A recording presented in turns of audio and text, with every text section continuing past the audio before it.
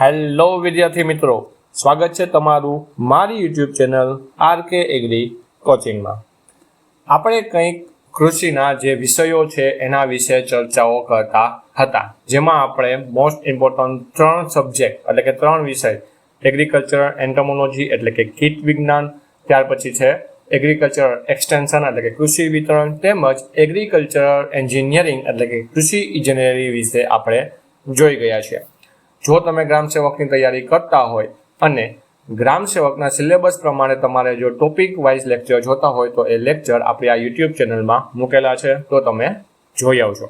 તેમજ પેથોલોજીના MCQ સાથે સાથે જેવા MCQ પૂછાય છે પેથોલોજીના, તેમજ જે સિલેબસમાં જે ટોપિક આપેલા છે કે જે રોગો પાકમાં આવે છે એમાંથી જે MCQ પૂછાય છે એની MCQ સિરીઝ પણ આપણે યુટ્યુબ ચેનલમાં મૂકેલ છે, તો હજુ સુધી તે ના જોઈ હોય તો તે પણ તમે જોઈ આવજો। આજે આપણે એક નવી શરૂઆત કરવાના છીએ જેના માર્ક્સ છે ને બહુ ઓછા હોય છે તમારે એક્ઝામમાં। એમાં તમે કોઈ પણ એક્ઝામ લઈ લો ખેતીવાડીની, આમાંથી MCQ હોય છે ને હોય જ છે। જેના MCQ બહુ ઓછા હોય છે, પણ આ MCQ જો તમને આવડી જાય તો તમે તમારું જે મેરિટ લિસ્ટ છે તેમાં તમે ટોપ ઉપર જઈ શકો છો, એટલે કે બધા કરતાં તમે આગળ જઈ શકો છો। તો આજે આપણે કૃષિને લગતું કરંટ અફેર, બરોબર છે, જે આપણે વર્તમાન પ્રવાહ જેને આપણે કહીએ છીએ કે કૃષિમાં જે વર્તમાન પ્રવાહ કે અત્યાર સુધીમાં જે હાલમાં કૃષિમાં શું થયું છે, શું નવી સંશોધન થઈ છે કે ભાઈ સરકારે કઈને શું યોજના બહાર પાડી છે, એ બધા વિશે આપણે આ કરંટ અફેરમાં જોવાના છીએ। આપણે આ જે કરંટ અફેર છે એ 2025થી શરૂઆત કરવાના છીએ, તેમજ અત્યાર સુધી તમારે ગ્રામ સેવકનો જે એક્ઝામ આવશે ત્યાં સુધીમાં જેટલું કરંટ અફેર એગ્રીકલ્ચર રિલેટેડ એટલે કે કૃષિ રિલેટેડ હશે એ બધું જ આપણે આ યુટ્યુબ ચેનલ ઉપર તમને મૂકવાના છીએ।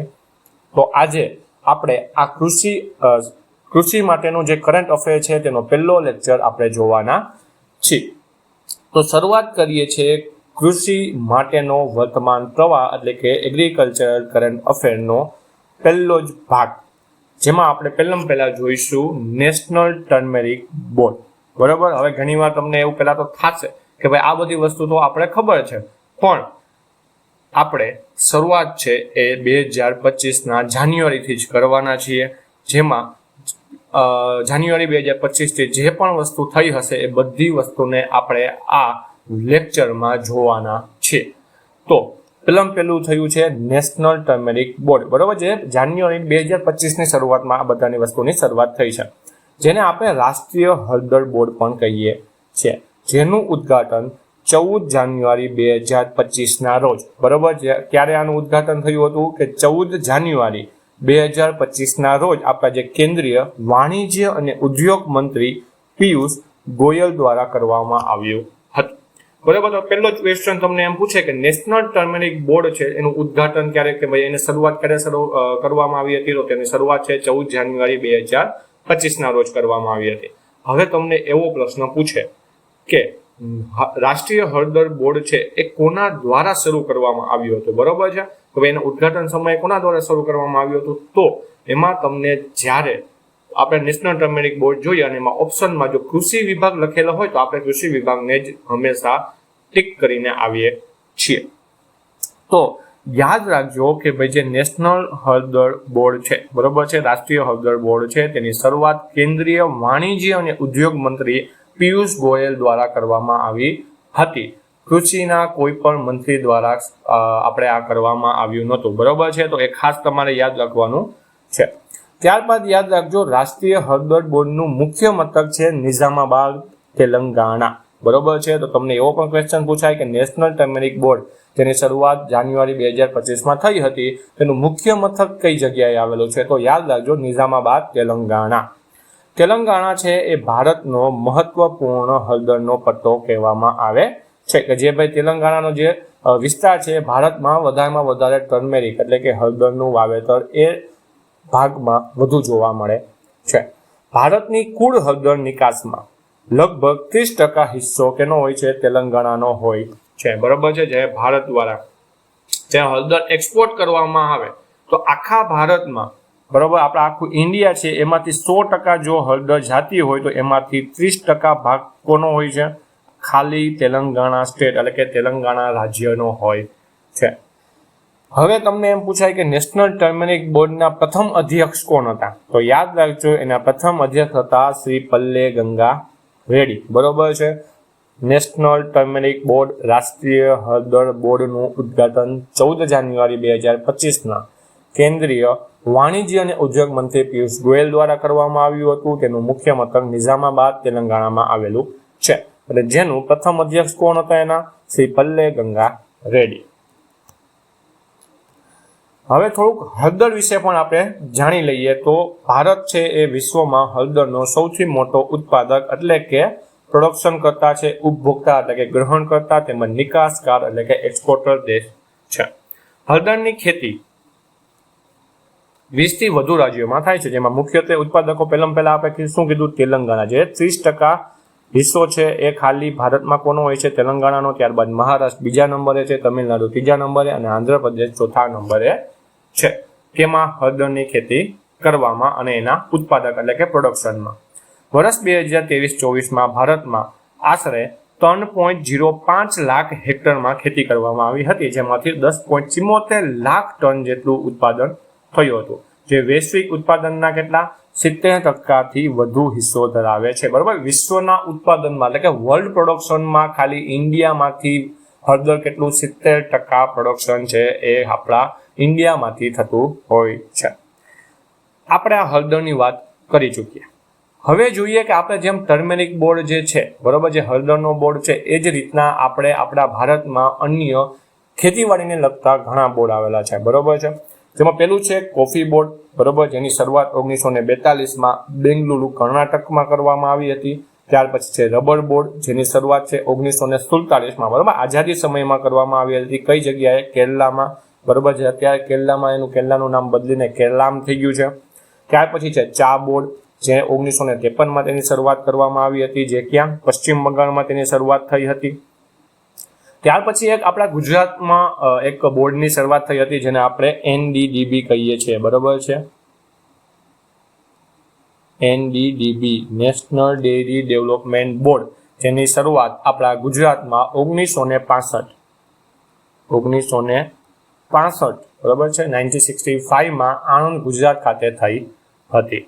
ત્યાર પછી છે ટોબેકો બોર્ડની શરૂઆત. બરોબર છે. કઈની? ટોબેકો એટલે કે તંબાકુ બોર્ડની શરૂઆત થઈ હતી, જેની શરૂઆત છે એ 1976માં આંધ્રપ્રદેશ, બરોબર છે, આંધ્રપ્રદેશ ખાતે કરવામાં આવી હતી. ત્યાર પછી છે કોકોનટ બોર્ડ, બરોબર છે. આપણે નારિયેળ માટે પણ એક બોર્ડની રચના કરવામાં આવેલી છે, બરોબર, નારિયેળ માટે બોર્ડની રચના કરવામાં આવી છે, જેની શરૂઆત છે 1981માં, બરોબર. એ પણ ક્યાં? કેરલા ખાતે છે એની શરૂઆત કરવામાં આવી હતી. ત્યારબાદ છે મસાલા બોર્ડ, બરોબર, જે સ્પાઇસીસ બોર્ડ કહીએ છીએ, તેની શરૂઆત છે 1987માં કોચી, કેરલામાં કરવામાં આવી હતી. અને તાજેતરમાં 2025માં આપણે હળદર બોર્ડની શરૂઆત છે એ આપણે તેલંગાણામાં થઈ હતી. બરોબર, આ બધા બોર્ડના નામ તમારે ખાસ યાદ રાખવાના છે. કોફી બોર્ડ છે, રબર બોર્ડ છે, ચા બોર્ડ છે, નેશનલ ડેરી ડેવલપમેન્ટ બોર્ડ છે, નારિયેળ માટેનો બોર્ડ છે, તમાકુ માટેના બોર્ડ છે, મસાલા બોર્ડ છે. આ બધા બોર્ડ છે એ પર્ટિક્યુલર એક ક્રોપ ઉપર જ વધારેમાં વધારે ફોકસ કરતા હોઈએ છીએ. બરોબર, ચા બોર્ડ છે તો ચાના પ્લાન્ટ માટે વધારે ફોકસ કરતા હોય. કોકોનટ છે, નારિયેળ માટે છે તો નારિયેળ માટે વધારેમાં વધારે ફોકસ કરતા હોઈએ છીએ. ત્યાર પછી બીજો ટોપિક કહીએ છીએ તો તે છે કિસાન ઈ મિત્ર AI ચેટબોટ. બરોબર છે. કિસાન ઈ મિત્ર AI ચેટબોટ, આ ચેટબોટ છે એ આપણે જે ભારત વિસ્તાર ચેટબોટ જે વાત કરી છે એના જેવો નથી, એનાથી અલગ છે, જેની શરૂઆત છે 2025માં થઈ હતી. બરોબર છે. અને જે ભારત વિસ્તાર ચેટબોટ છે, બરોબર, સોરી, ભારત વિસ્તાર જે AI છે એની વાત આપણે આ 2026ના બજેટમાં કરવામાં આવી હતી. તો કિસાન ઈ મિત્ર AI ચેટબોટ છે તેની શરૂઆત છે 2025, બરોબર, જાન્યુઆરી 2025માં કરવામાં આવી હતી. જે ક્યાં લોન્ચ કરવામાં આવ્યું હતું? તો એ પણ તમને પૂછાય કે કિસાન ઈ મિત્ર AI ચેટબોટ છે એ ક્યાં, શેમાં લોન્ચ કરવામાં આવેલી હતી? તો તે PM કિસાન જે પોર્ટલ છે, બરોબર છે, પ્રધાનમંત્રી જે સન્માન નિધિ યોજનાનું જે પોર્ટલ છે એના ઉપર લોન્ચ કરવામાં આવી હતી, બરાબર. આ એઆઈ છે એનામાં લોન્ચ કરવામાં આવ્યો હતો. આ ચેટબોટ છે એ કૃષિ અને ખેડૂત કલ્યાણ મંત્રાલય એટલે કે ministry of agriculture and farmers welfare દ્વારા શરૂ કરવામાં આવ્યો હતો. આ ચેટબોટ છે એનો ઉપયોગ શું હતો, બરોબર છે કે ભાઈ આ ચેટબોટનો એવો શું ઉપયોગ થયો તો યાદ રાખજો. આ ચેટબોટ છે ખેડૂતોને જે પીએમ કિસાન યોજના છે, બરોબર છે, તેમાં જે પેમેન્ટ છે એની ચૂકવણી થઈ છે કે નહીં થઈ, હવે આ પીએમ કિસાન યોજના માટે કોણ કોણ એલિજિબલ છે, બરોબર, કે પાત્રતા શું છે, તેમજ અરજીની સ્થિતિ, ભાઈ અત્યારે તમે એપ્લિકેશન નાખેલી છે તમે તો એની સ્થિતિ અત્યારે શું છે એ આ એઆઈ ચેટબોટ છે એ તમને સંપૂર્ણપણે વિગત આપે છે. તો હવે એમ થાય કે પીએમ કિસાન શું છે, તો એ છે પ્રધાનમંત્રી સન્માન નિધિ યોજના, જેના દ્વારા આપણે 6,000 રૂપિયા આપણા ખેડૂતોને સરકાર છે એના ખાતામાં જમા કરે છે. એ પણ કઈ રીતના, તો એમાં છે 3 હપ્તા દ્વારા, બરોબર છે, 3 હપ્તા દ્વારા. જે હમણાં 23મો હપ્તો છે એ આપણા ખેડૂતોને પાડવામાં આવેલો હતો એના બેંકના ખાતામાં. તો 2,000ના 3 હપ્તા છે એ પર એક વર્ષમાં છે એ ખેડૂતોના ખાતામાં જમા થાય છે. આ પ્રધાનમંત્રી સન્માન નિધિ યોજના છે જેની શરૂઆત 2019માં કરવામાં આવી હતી. તો યાદ રાખજો આની શરૂઆત ક્યારે થઈ હતી, 2019માં શરૂઆત થઈ હતી આ યોજનાની. 6,000 રૂપિયા છે આપણા ખેડૂતોને આપે છે. અને એમાં જેનો પીએમ કિસાનનું જે પોર્ટલ છે એમાં એક એઆઈ ચેટબોટ એટલે કે જેનું નામ છે કિસાન ઈ મિત્ર એઆઈ ચેટબોટ છે એ લોન્ચ કરવામાં આવેલું છે, જે ખેડૂતોને ભાઈ આ યોજનાનો લાભ કઈ રીતના લઈ શકે છે, એમાં એલિજિબલ કઈ રીતના છે, એમાં પેમેન્ટ ચૂકવાનું છે કે નથી ચૂકવાનું, તેમજ આ અરજી જે એને અરજી કરેલી છે એનું સ્ટેટસ શું છે એ બધી માહિતી છે આપણે આ એક એઆઈ પ્લેટફોર્મ ઉપરથી મળી રહે છે. તો હવે આપણે આજે એઆઈ ચેટબોટ વિશે જોઈ લીધું, નેશનલ ટર્મરિક બોર્ડ વિશે જોઈ ગયા છીએ. હવે આપણે આગળ જોઈએ વિશ્વ દાળ દિવસ, બરોબર છે, વર્લ્ડ પલ્સીસ ડે. આ બધા કરંટ અફેર છે જે વર્તમાન પ્રવાહ છે એમાંથી તમને આ રીતના પણ ક્વેશ્ચન પૂછી શકે છે કે વિશ્વ દાળ દિવસ છે તો એની થીમ શું હતી, બરોબર. એની કોઈ પર્ટિક્યુલર થીમ નથી હોતી, પણ એ કયા દિવસે ઉજવવામાં આવે છે, કોના દ્વારા એની શરૂઆત થઈ હતી, એવા પણ ક્વેશ્ચન તમને પૂછી શકાય છે. તો યાદ રાખજો દર વર્ષે 10 ફેબ્રુઆરીએ આપણે વિશ્વ દાળ દિવસ એટલે કે વર્લ્ડ પલ્સીસ ડે તરીકે ઉજવીએ છીએ. તેની સ્થાપના યુનાઇટેડ નેશન્સની સંસ્થા, બરોબર, આપણે યુએનની જે સંસ્થા છે ફૂડ એન્ડ એગ્રીકલ્ચર ઓર્ગેનાઇઝેશન એના દ્વારા કરવામાં આવી હતી, બરોબર. વર્લ્ડ પલ્સીસ ડે છે જે વિશ્વ દાળ દિવસ છે તેની શરૂઆત આપણે ફૂડ એન્ડ એગ્રીકલ્ચર ઓર્ગેનાઇઝેશન દ્વારા કરવામાં આવી હતી. જેની પ્રથમ ઉજવણી છે એ વિશ્વ દાળ દિવસ છે એ 10 ફેબ્રુઆરી 2019ના રોજ ઉજવવામાં આવ્યો હતો, બરોબર છે. 2019માં સૌ પ્રથમ વાર વિશ્વમાં વિશ્વ દાળ દિવસ એટલે કે વર્લ્ડ પલ્સીસ ડે તરીકે 2019માં 10 ફેબ્રુઆરી તારીખે ઉજવવામાં આવ્યો હતો, બરાબર. 10 ફેબ્રુઆરીના દિવસે ઉજવવામાં આવ્યો હતો. ત્યાર પછી આપણે દર વર્ષે આપણે આને ઉજવણી કરીએ છીએ. તેની મંજૂરી છે એ યુનાઇટેડ નેશન્સની જનરલ એસેમ્બલી દ્વારા, બરોબર છે, યુનાઇટેડ નેશનની એક જનરલ એસેમ્બલી છે તેના દ્વારા 20 ડિસેમ્બર 2018ના રોજ આ દિવસ ઉજવવાની સત્તાવાર મંજૂરી આપવામાં આવી હતી, બરોબર છે, કે યુએન દ્વારા છે એને 2018માં જ મંજૂરી આપી હતી કે ભાઈ 10 ફેબ્રુઆરીને આપણે વર્લ્ડ પલ્સીસ ડે એટલે કે વિશ્વ કઠોળ દિવસ તરીકે ઉજવીશું, અને 2019માં 10 ફેબ્રુઆરીમાં આપણે વર્લ્ડ પલ્સીસ ડે તરીકે ઉજવવાની શરૂઆત કરી હતી. તો હવે એમ થાય કે ભાઈ આવું યુએનને કે મતલબ ફૂડ એન્ડ એગ્રીકલ્ચર ઓર્ગેનાઇઝેશન છે એને કઈ શું કામ આવું વિચાર્યું કે ભાઈ, તો 2016માં આપણે સંયુક્ત રાષ્ટ્ર દ્વારા 2016ને આંતરરાષ્ટ્રીય કઠોળ વર્ષ એટલે કે ઇન્ટરનેશનલ પલ્સીસ યર તરીકે આપણે જાહેર કરવામાં આવ્યું હતું. તો આનો જે પલ્સીસ વર્ષ જે ઉજવવામાં આવ્યું જેમાંથી ખબર પડી કે પલ્સીસ છે વધારેમાં વધારે એનો ગ્રોથ છે થોડો ઘણો વધ્યો છે, તો એના ઉપરથી છે ફૂડ એન્ડ એગ્રીકલ્ચર ઓર્ગેનાઇઝેશનને યુનાઇટેડ નેશન્સને ભલામણ કરેલી હતી કે આપણે એક દિવસને વર્લ્ડ પલ્સીસ ડે તરીકે ઉજવીએ. એટલે આપણે 10 ફેબ્રુઆરીને વર્લ્ડ પલ્સીસ ડે તરીકે ઉજવવાની સત્તાવાર મંજૂરી યુનાઇટેડ નેશનની એસેમ્બલીએ 2018માં આપેલી અને 2019માં સૌ પ્રથમ વાર આપણે તેની ઉજવણી કરેલી હતી અને હવે આપણે એને રેગ્યુલર કરીએ છીએ. હવે થોડુંક જોઈએ ફૂડ એન્ડ એગ્રીકલ્ચર ઓર્ગેનાઇઝેશન. તો તેને આપણે ગુજરાતીમાં ખાદ્ય અને કૃષિ સંગઠન કહીએ છીએ, જેનું મુખ્ય મથક ક્યાં આવેલું છે, રોમ અને ઇટલી ખાતે આવેલું છે, જેની સ્થાપના 16 ઓક્ટોબર 1945ના રોજ થઈ હતી. તેથી આપણે 16 ઓક્ટોબરને વિશ્વ ખાદ્ય દિવસ તરીકે પણ ઉજવીએ છીએ. હવે જોઈએ પલ્સીસનો અત્યારનો સિનેરિયો આપણા ભારતમાં કે પ્રોડક્શનમાં કયું સ્ટેટ છે એ આગળ છે, કયા પલ્સીસમાં કયું સ્ટેટ આગળ છે તેના વિશે થોડી ઘણી માહિતી, કેમ કે એમાંથી પણ તમને ક્વેશ્ચન પૂછાતા હોય છે ભાઈ આ ઇન્ડિયામાં છે વધારે પલ્સીસનું પ્રોડક્શન કરતું સ્ટેટ નીચેનામાંથી કયું છે. તમને રાજ્ય પૂછે તો નીચે 4 ઓપ્શન આપેલા હોય તો તમને એના ડેટા વિશે થોડી ઘણી તમને ખબર હોવી જોઈએ.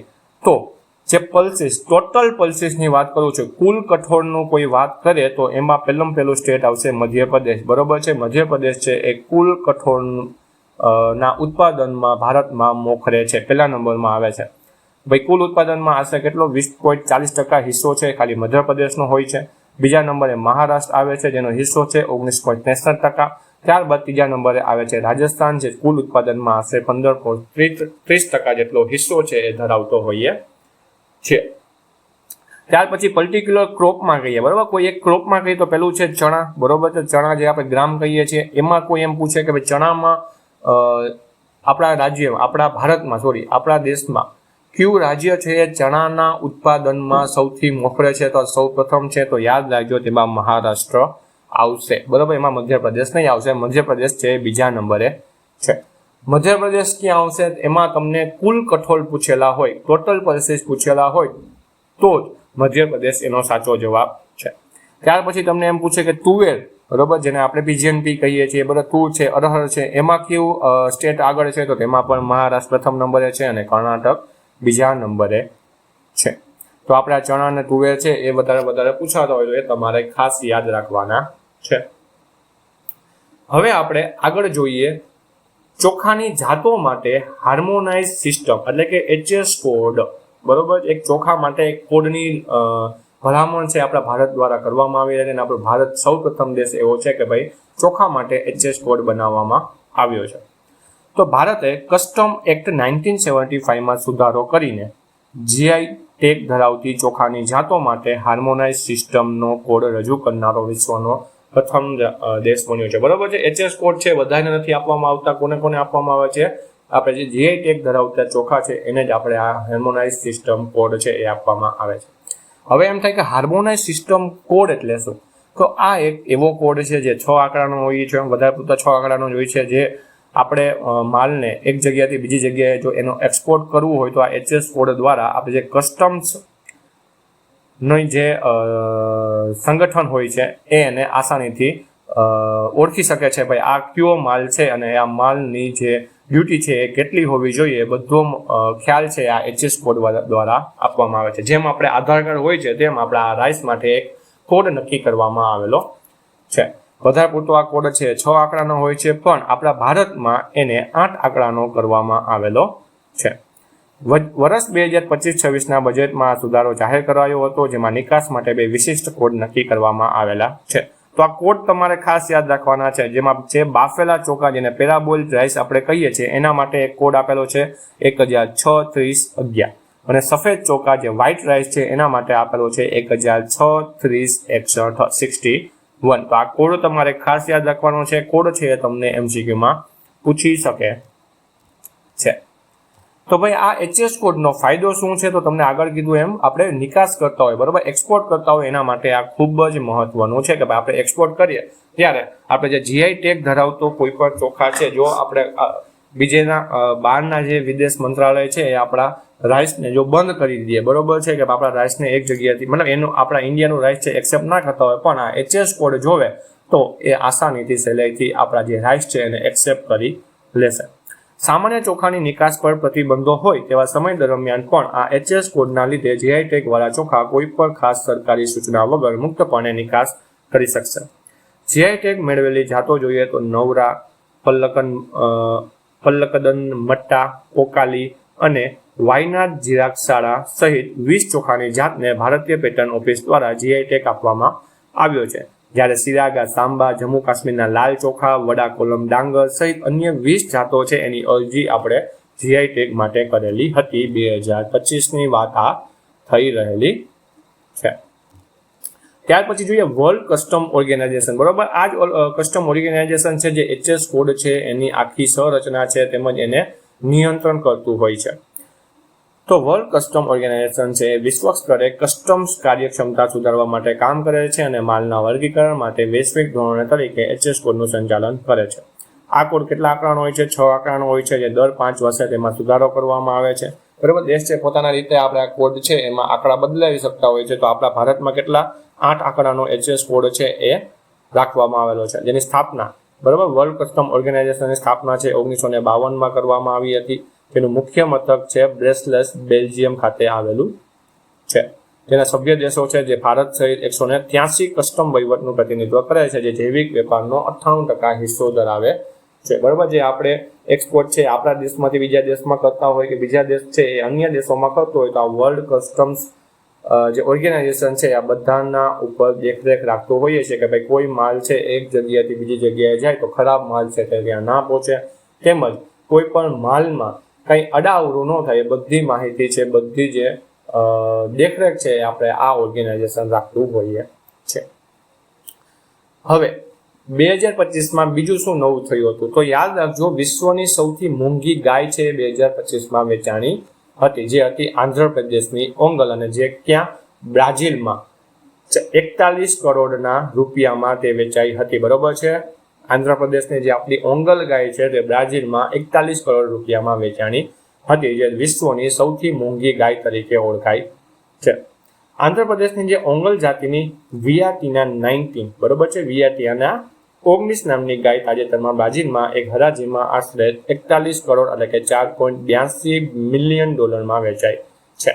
આ વિયાટીના શું છે ભાઈ? એ આંધ્રપ્રદેશમાં એને નામ આપવામાં આવેલું હોય છે જે ગાય છે એને વિયાટીના, અને 19 છે એનો એક રજિસ્ટ્રેશન કોડ હોય છે. બરોબર, એ રીતના એને વિયાટીના 19 કહે છે. બાકી એનું જાતિનું નામ છે એંગોલ. મહત્વનો એવોર્ડ છે આ વિયાટીના 19 ગાયને પ્રતિષ્ઠિત કાઉ ચેમ્પિયન ઓફ ધ વર્લ્ડ સ્પર્ધામાં મિસ સાઉથ અમેરિકાનો ખિતાબ પણ જીત્યો છે અને ગિનિસ વર્લ્ડ રેકોર્ડ પણ બનાવ્યો છે. બ્રાઝિલમાં ભારતીય મૂળની આ એંગોલ જાતિ છે એ પશુનો ઉપયોગ ત્યાંની પ્રખ્યાત નેલો છે દૂધ આપતી પશુની નસલ સુધારવા માટે મોટા પાયે કરવામાં આવે છે. બરોબર, બ્રીડિંગ પર્પઝ છે આ બ્રાઝિલ છે આ ઓંગોલનો ઉપયોગ કરતા હોઈએ છે. બરોબર છે, તો યાદ રાખજો, મોંઘી ગાય છે આપણે આંધ્રપ્રદેશની ઓંગલ છે, જ્યાં ત્યાં બ્રાઝિલમાં 41 કરોડમાં વેચાણી હતી. અને જે બ્રાઝિલ છે એની લોકલ ન્યાની જે નેલો જાતિ છે એમાં દૂધના ઉત્પાદનમાં વધારવા માટે તેમજ એની જાતિ છે એને સુધારવા માટે ઓંગોલનો ઉપયોગ કરતા હોઈએ છે. ઓંગોલ પશુ વિશે આપણે થોડીક માહિતી જાણી લઈએ તો મૂળ સ્થાન છે એ ભારતની સ્વદેશી ગાયોની એક પ્રખ્યાત અને શુદ્ધ જાતિ છે, જે મુખ્યત્વે આંધ્રપ્રદેશના પ્રકાશમ જિલ્લામાં તમને જોવા મળે છે.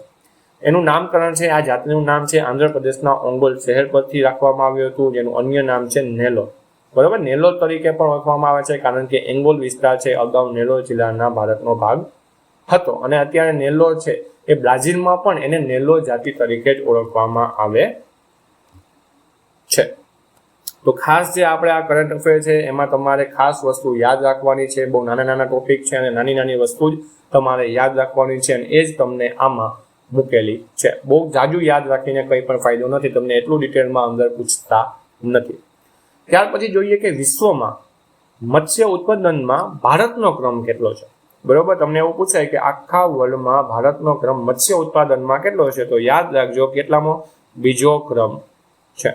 એમાં વૈશ્વિક હિસ્સો કેટલો છે? આશરે 8%. બરોબર, વિશ્વમાં 8% માછલીનું ઉત્પાદન છે એકલો આપણો ભારત કરતો હોઈએ છે, અને તે પણ કેટલા નંબરે? બીજા નંબરે છે.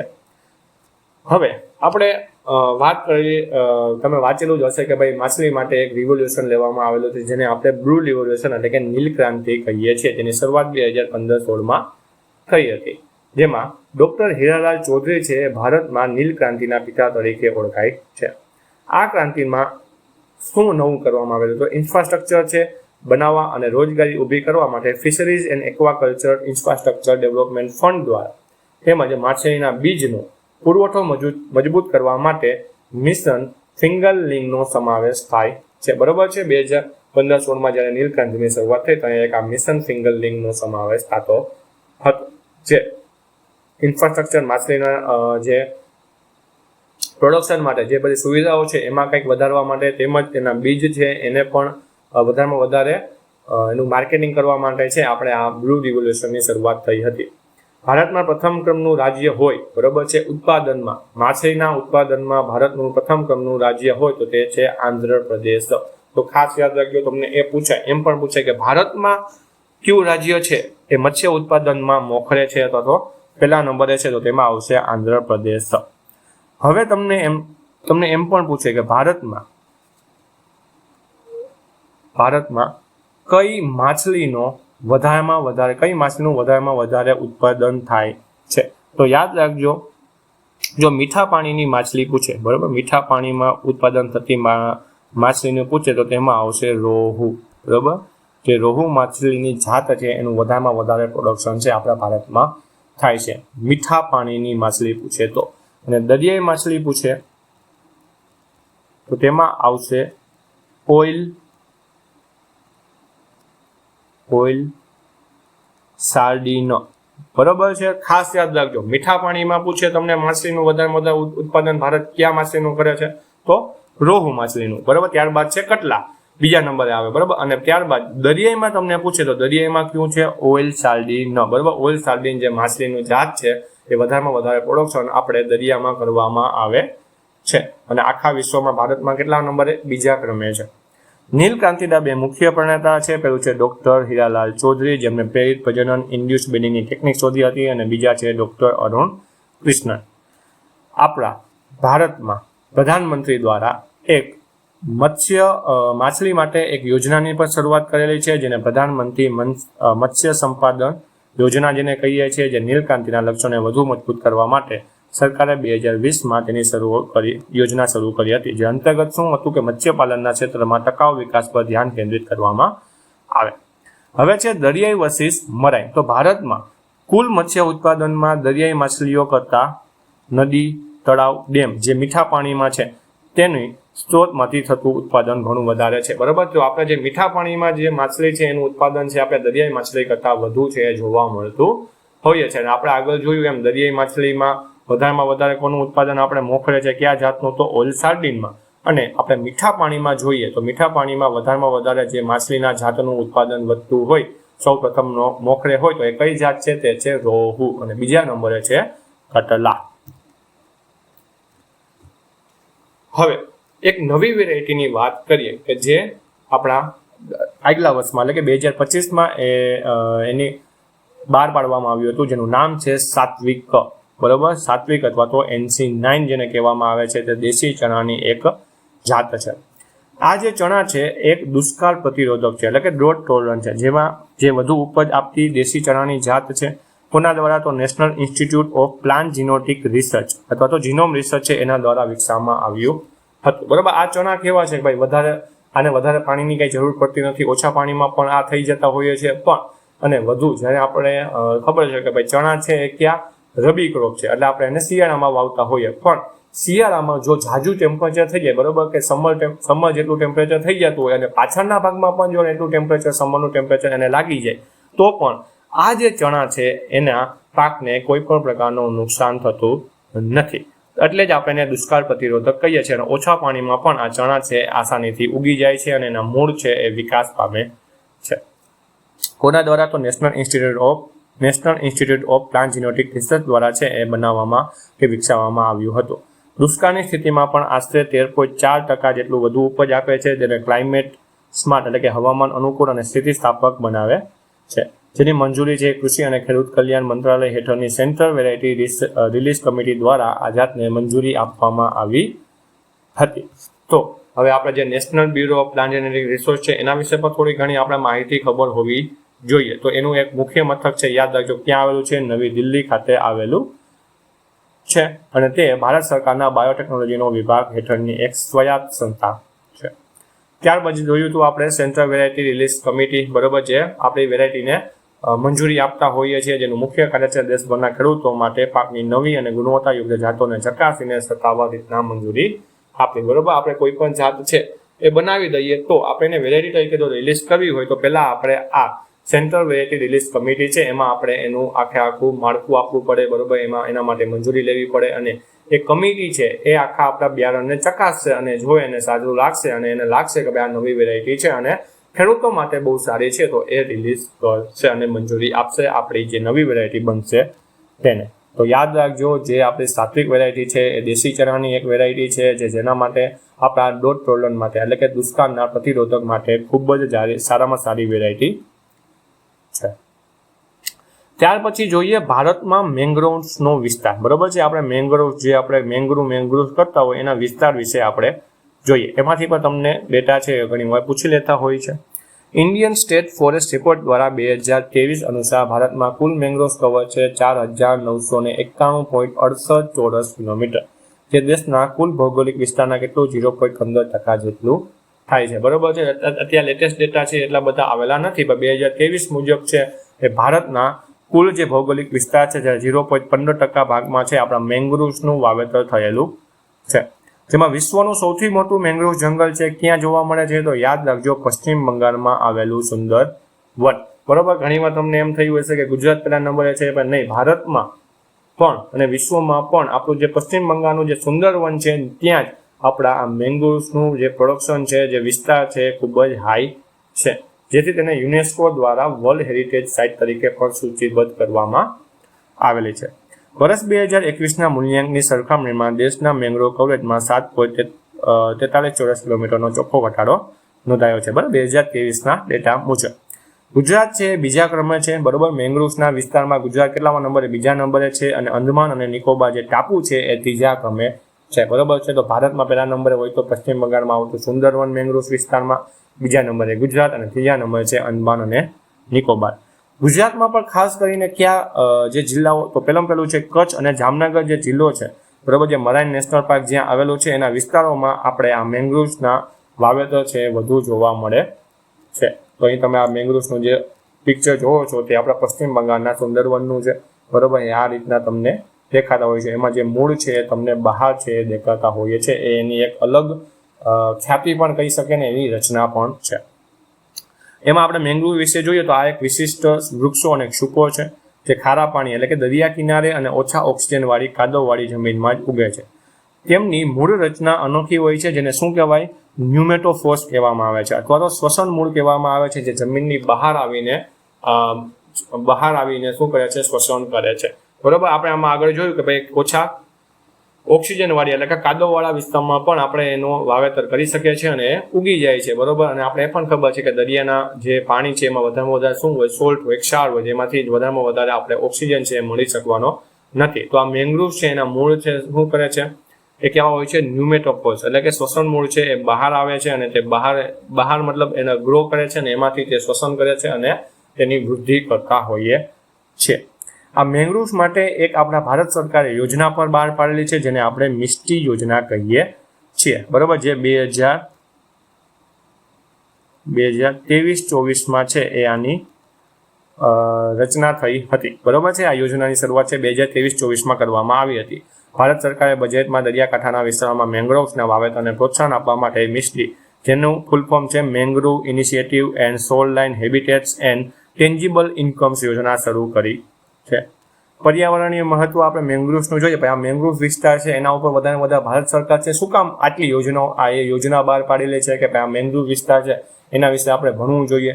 તો આ મેંગ્રોવ્સ છે એ જંગલો છે એ દરિયામાં જે ચક્રાવાત આવે જેને આપણે સાયક્લોન કહીએ છીએ, તેને સુનામી છે તેમજ મોજાઓ છે એની સામે કુદરતી દિવાલ તરીકે કામ કરે છે અને આપણા કિનારાનું રક્ષણ કરે છે, જેથી આપણા જમીનનું ધોવાણ છે એ અટકાવે છે. બરોબર છે, આપણે જે કૃષિ ઇજનેરીમાં જે ધોવાણની વાત કરેલી હતી તેમાં એક વાત કરેલી કે નદી છે, દરિયા છે, એના કિનારાઓમાંથી આપણે જમીનનું ધોવાણ થતું હોય છે. તો આ મેંગ્રોવ્સ જ્યારે વાવવામાં આવે છે તો ત્યારે આ જે સુનામી છે, સાયક્લોન છે, તેના દ્વારા આપણા જમીનને કોઈ પણ પ્રકારનો ફરક પડતો નથી. તેમજ આ સાયક્લોન છે કે જે મોજાઓ છે તેમજ જે સુનામી છે એને આપણે રોકી દઈએ છીએ, જેથી આપણા ભૌગોલિક વિસ્તારમાં પણ એનાથી આ જે કુદરતી આફતો છે એનાથી આપણે બચી શકીએ છીએ. એના માટે મેંગ્રોવ્સ ઉપર જાજુ ધ્યાન છે આપણા સરકાર આપે છે. ત્યારબાદ જોઈએ આંતરરાષ્ટ્રીય વન દિવસ. બરોબર છે, ઇન્ટરનેશનલ ફોરેસ્ટ ડે. તો વન સંરક્ષણ વિશે જાગૃતિ લાવવા માટે આપણે દર વર્ષે 21 માર્ચના રોજ આંતરરાષ્ટ્રીય વન દિવસની ઉજવણી કરીએ છીએ, જેની મંજૂરી કોને આપેલી હતી? તો યુનાઇટેડ નેશન્સ દ્વારા. બરોબર છે, સંયુક્ત રાષ્ટ્રની જનરલ એસેમ્બલી દ્વારા 28 નવેમ્બર 2012ના રોજ છે એ 21 માર્ચને આ દિવસ તરીકે ઉજવવાનું નક્કી કરવામાં આવ્યું હતું. પ્રથમ ઉજવણી 2013 કરવામાં આવી હતી, 2012 ખાલી મંજૂરી મળી હતી, 2013 છે એ પ્રથમ વાર છે આંતરરાષ્ટ્રીય વન દિવસની ઉજવણી કરવામાં આવી હતી. આમાંથી તમને ક્વેશ્ચન પૂછાતો હોય તો તેની થીમ વિશે છે. તો ભાઈ આંતરરાષ્ટ્રીય વન દિવસની આ વર્ષની થીમ એટલે કે 2026ની થીમ શું છે એ પણ તમારે યાદ રાખવાની છે, અને 2025ની થીમ શું હતી એ પણ તમારે ખાસ યાદ રાખવાની છે. તો 2025ની થીમ હતી ફોરેસ્ટ એન્ડ ફૂડ એટલે કે જંગલો અને ખોરાકો. જે વર્ષ 2026ની થીમ શું છે? ફોરેસ્ટ એન્ડ ઇનોવેશન એટલે કે forest and innovation new solution for a better world એટલે કે જંગલો અને નવીનતા જે બહેતર વિશ્વ માટે નવા ઉકેલો છે. તો આ થીમ છે બરાબર, 2025ની થીમ છે અને 2026ની થીમ છે એ ખાસ તમારે યાદ રાખવાની છે બરોબર છે, કેમ કે આમાંથી તમને ડાયરેક્ટ MCQ પૂછી શકે છે કે ઇન્ટરનેશનલ ફોરેસ્ટ ડેની 2026ની થીમ શું હતી. કેમ પૂછે કે 2025ની થીમ શું હતી, અથવા તો એમ પણ પૂછે કે 2025 અને 26 બંનેની થીમ શું હતી. તો તમને ખાસ યાદ રાખવું જોઈએ કે 2025ની થીમ હતી ફોરેસ્ટ એન્ડ ફૂડ, જે 2026ની છે ફોરેસ્ટ એન્ડ ઇનોવેશન એટલે new solution for a better world. Theme છે જંગલો બચાવવા માટે ટેકનોલોજી અને નવા સંશોધનના ઉપયોગ પર ભાર મૂકે છે બરાબર. 2026ની જે થીમ છે એ નવી ટેકનોલોજી છે તેમજ નવા સંશોધનનો ઉપયોગ કરીને આપણે જંગલોને કઈ રીતના બચાવી શકીએ છીએ એના ઉપર વધુમાં વધુ ભાર મૂકે છે, અને આપણા વિશ્વ આપણા જે ભવિષ્ય છે એના માટે સારામાં સારું જે વાતાવરણ છે વન છે એ આપણે એને આપી શકીએ એના માટે આ થીમ છે એ કાર્યરત છે. હવે આપણે એના ડેટા વિશે જોઈએ. ભાઈ વિસ્તારની વિશે આ બધા ડેટા છે બહુ કન્ફ્યુઝન વાળા હોય કે ભાઈ વનમાં છે ક્યુ સ્ટેટ છે એ પહેલા નંબરે છે બરોબર છે, ટકાવારીમાં પ્રમાણે ક્યુ સ્ટેટ એટલે ક્યુ રાજ્ય પહેલા નંબરે છે, વિસ્તારમાં ક્યુ રાજ્ય પહેલા નંબરે છે, તો એ પણ તમને ખબર હોવી જોઈએ. તો વિસ્તારની દ્રષ્ટિએ જોઈએ તો સૌથી વધુ વન વિસ્તાર ધરાવતું રાજ્ય છે મધ્યપ્રદેશ. કેટલું? 77,073 ચોરસ કિલોમીટર જેટલું છે મધ્યપ્રદેશ છે આપણું જંગલનો વિસ્તાર ધરાવે છે, જે ભારતમાં કેટલામા નંબરે? પહેલા નંબરે છે, ત્યારબાદ બીજા નંબરે અરુણાચલ પ્રદેશ અને ત્રીજા નંબરે છત્તીસગઢ આવે છે બરોબર. હવે ખાસ યાદ રાખજો, જો તમને એવો પ્રશ્ન પૂછાય કે ભારતમાં વિસ્તારની દ્રષ્ટિએ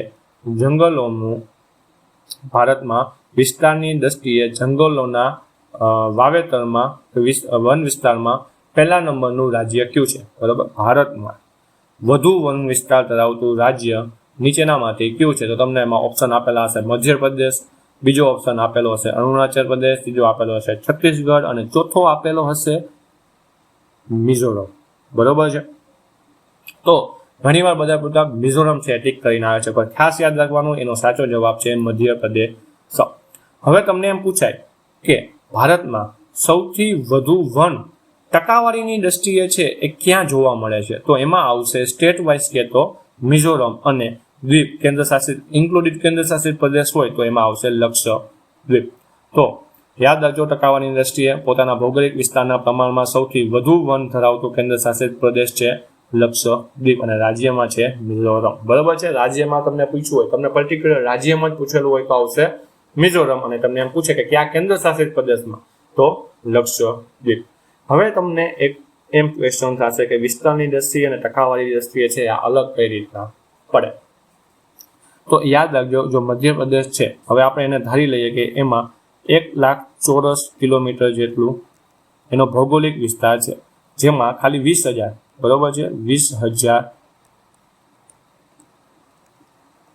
20,000 જેટલા ચોરસ કિલોમીટરમાં વન વિસ્તાર છે. તો એમાં આપણે જોવા જઈએ તો મધ્યપ્રદેશમાં ટકાવારી પ્રમાણે કેટલું થાય? 20% થાય બરોબર છે. વિસ્તારની દ્રષ્ટિએ તો 20,000 વધારે કહેવાય.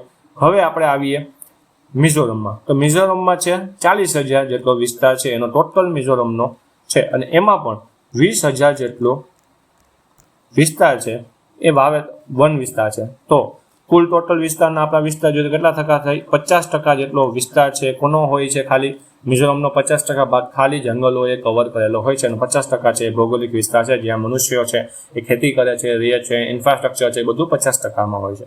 તો ટકાવારી દ્રષ્ટિએ છે તો મિઝોરમ પહેલા આવશે, અને વિસ્તારની દ્રષ્ટિએ જોઈએ તો મધ્યપ્રદેશ પહેલા નંબરે આવશે.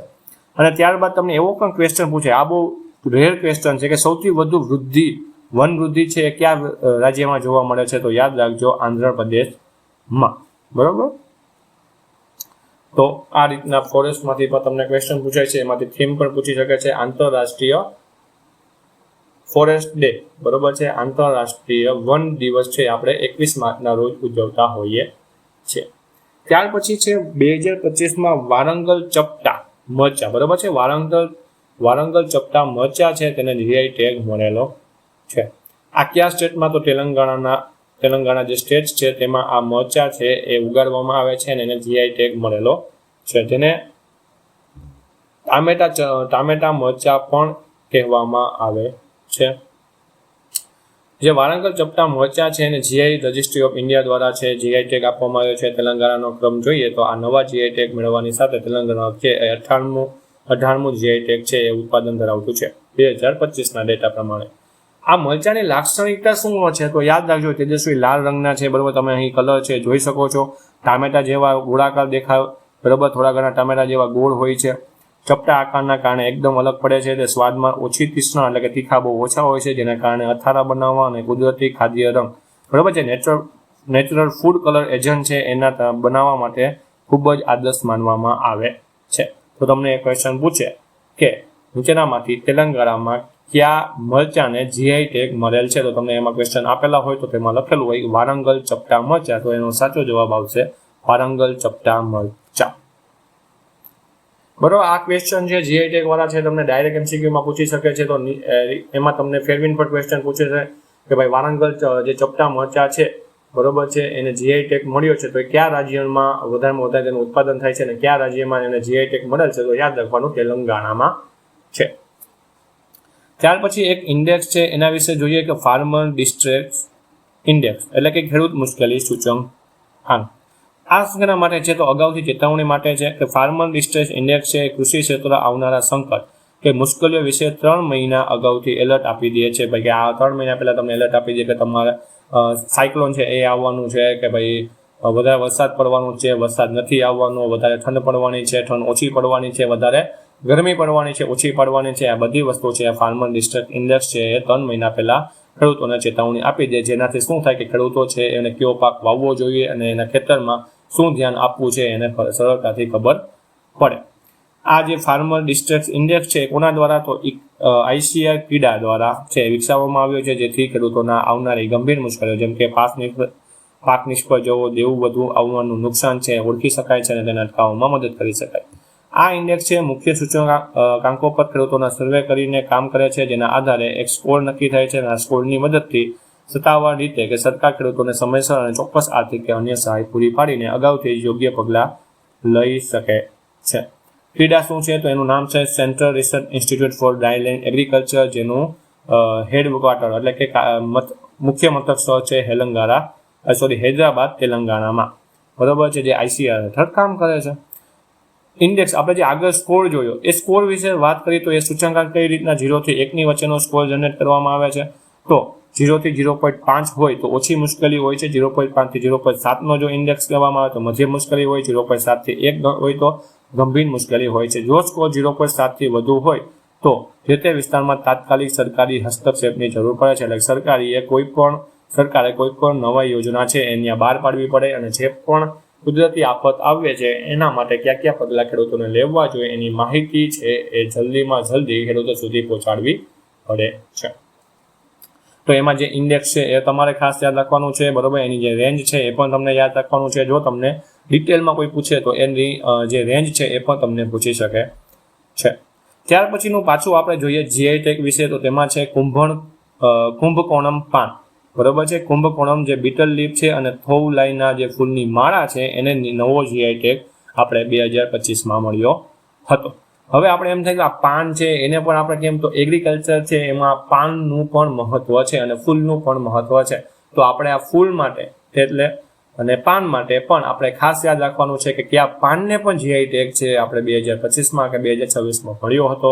તેમજ કયા હાર છે, બરોબર. હાર છે એને જીઆઈ ટેગમાં યાદ શું કામ રાખવાનો કે હારમાં આપણે કેનો ઉપયોગ કરતા હોય, ફૂલોનો ઉપયોગ કરતા હોઈએ છીએ, તો હારને પણ આપણે યાદ રાખવો જોઈએ કે કયા વિસ્તારમાં તેને જીઆઈ ટેગ મળેલ છે.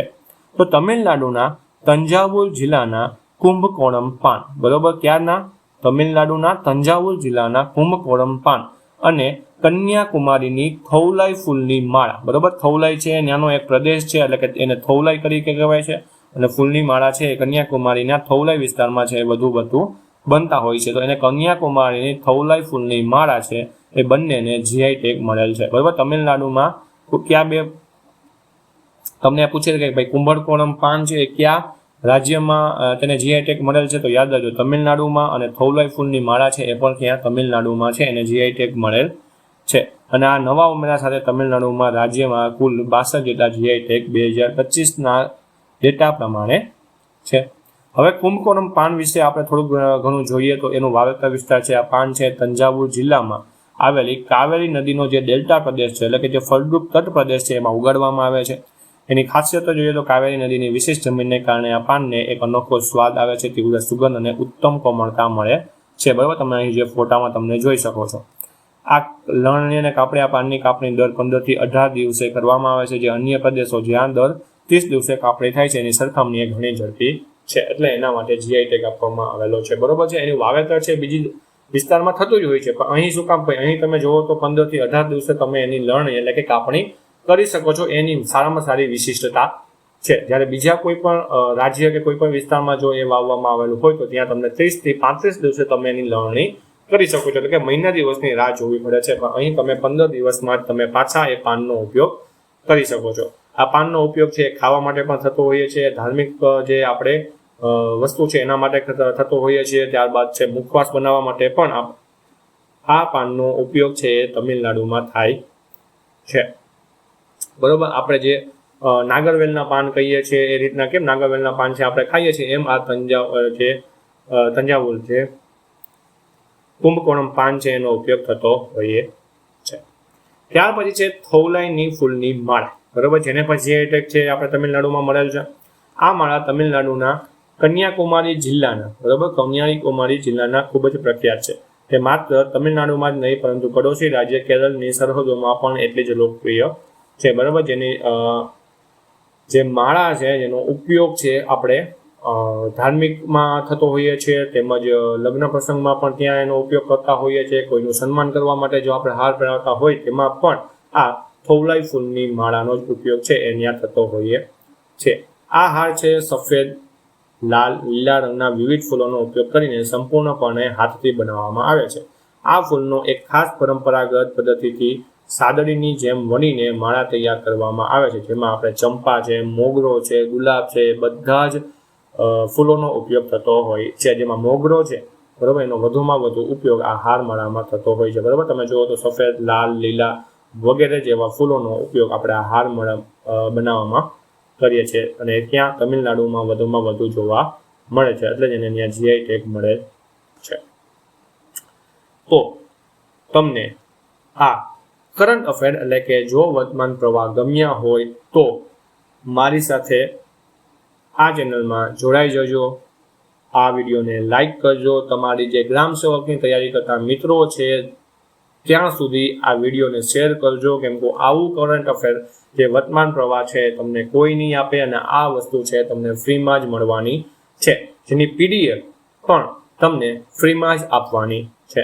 અને હજુ સુધી જો મારી ચેનલમાં તમે જોડાયા ના હોય તો ચેનલમાં જોડાઈને મારી ચેનલને સબસ્ક્રાઇબ કરી દેજો.